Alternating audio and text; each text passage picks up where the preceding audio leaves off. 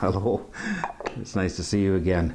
Today I've decided I'm going to share with you a few treats, a few tips in the art of leadership. You can only be a leader if you have followers, and if you want to keep your followers with you, then what we find is the gentle art of persuading others is far more effective for leaders than commanding and directing and bossing others, particularly for people in your family, for your friends and neighbors in community organizations, and for the new generation of workers. There's a certain change in respect for newer, younger people today coming into the workforce than there was years ago in terms of saluting the boss. So here are a few tips for you on the art of guiding other people, being a leader who wants to have followers who are going to stay with you on that train trip to the very end. First thing is when you're trying to persuade people to move along a path that you've decided is of value to everybody, is respect along the way a variety of other perspectives on things. Remember the 10 blind men and the elephant, each one of them describing a different part of the elephant. Each one was accurate. But one of them described the trunk, someone else was describing the feet, someone else was describing the body. They were all partly right, but nobody had the entire perspective. So keep in mind that it's important to look at projects, directions, roadmaps, and trips from a variety of different points of view. It, number one, helps you get there without having an accident, and number two, it gives everybody a sense of being important. And that is a motivator for folks to stay on the journey, on the train with you, not just to the end, but also one day after you've reached the end. They don't just get there and not like the people they're with, so they take off. They're there to start the work of building what you're aiming to build. Number two, aim for early agreement with people. If you think that there's going to be a difference of opinion about things, if you can get people beginning a conversation saying yes and yes by asking questions. Once you get a pattern of yeses, that softens the environment. You end up creating an atmosphere of agreement versus disagreement, an atmosphere of collaboration versus confrontation.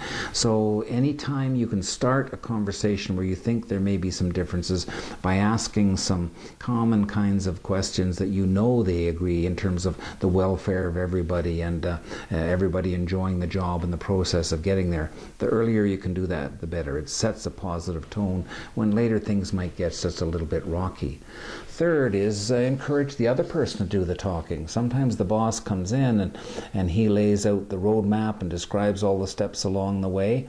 This day and these days in particular, in the area and era of social media, everybody likes to have an opinion, and if they're in their mind coming up with mental objections to things or different perspectives rather than having a chance to express them, they're derailed already. They're looking somewhere else rather than listening to you.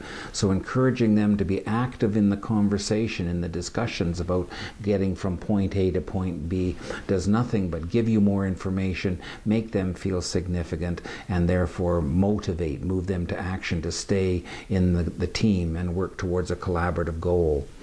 Another thing to do is credit other people with the ideas. I know folks who spend a lot of their corporate life picking up other people's ideas and then in one way or another making it seem to another audience that this was all my idea, this was my bright idea, I did all of these things. Well, you might get some short-term credit when you do that, but some of the people whose ideas you took credit for or whose efforts you have not acknowledged are going to end up kind of feeling rubbed the wrong way, and you might be surprised as to how much support they're willing to give you working quietly in the background in the future. And remember, you can only be a good leader if you have talented, valuable followers that are going to follow you, and your job is to get the work unit goals done through the efforts of others. If those people feel they aren't receiving appropriate recognition or credit, which is a basic human need in work in terms of motivation, if they aren't receiving that, they might not put as much time and effort into making you look good in the future. So give that some thought. Be generous in your praise and lavish in your credit to other people. You'll all win in the end. I know people who've gotten together with major business deals, and two major manufacturers were going to get together, and instead of competing with each other, they were going to create some rail car product themselves. And when one of the folks who hadn't worked well with this other guy for some time said, well, now what do you expect we're going to call this new venture? Well, the guy that came up with the big idea said, oh, we're going to call it the so-and-so Auto Works or the so-and-so Rail Company, and it was the other fellow's name. Well, then of course the deal was pretty well sealed, because it didn't matter who takes the credit.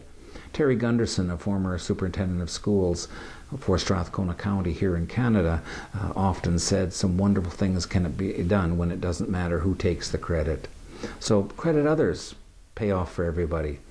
When you're trying to influence or guide other people, consider what their wants and needs are, not your own, and express things that way. Instead of talking about I want, I need, you must, that kind of thing, talk about I know you want to have a secure job in the future. I know you want all of the kids in the neighborhood to be able to play hockey. Things like that. Take a look at what their needs and wants are, what their motivations are, their moves to action, and then express the benefits that they or their family or their work group are going to attain by following this particular path you are suggesting with their input that you all follow. That does far more than just me, myself, and I. Sometimes people might buy into me, myself, and I, but mostly they say, well, what about us? So think about them right from the very beginning. You'll have more people on the train longer during the bumpy rides as well as the smooth ones. And finally, if people are a little reluctant to go along with things, maybe there's been a little bit of a braking action applied during the trip, aim for the noble path for other people. Dramatize your ideas so that they have a real juicy understanding of what you're wanting to do at the end of this journey and how you want to get there. And then talk about a person like them. A person like you with all of your experience would know that, or so-and-so here makes a very good idea when they say this, or you have a long history of community involvement, so I know that you'll see the value of this. When you aim for the noble path, the action to take, or past accomplishments of some of your followers, they are on a batting average more likely to hop on board and join you. Now, none of these, or all of these things don't work for everybody all of the time. But you know, for the people that have been involved in the art of persuading, the art of guiding for a long time, it's amazing how person after person after person comes up with these kinds of tips as the secrets. They aren't complex secrets. They've been around for a long time, but not a lot of people do them. So just do them. Thank you for joining me today. I think we have one more program in our series. I'll look forward to winding up a few of these thoughtful actions for you next time. Take care. I hope your day and your week go well for you. Goodbye for now.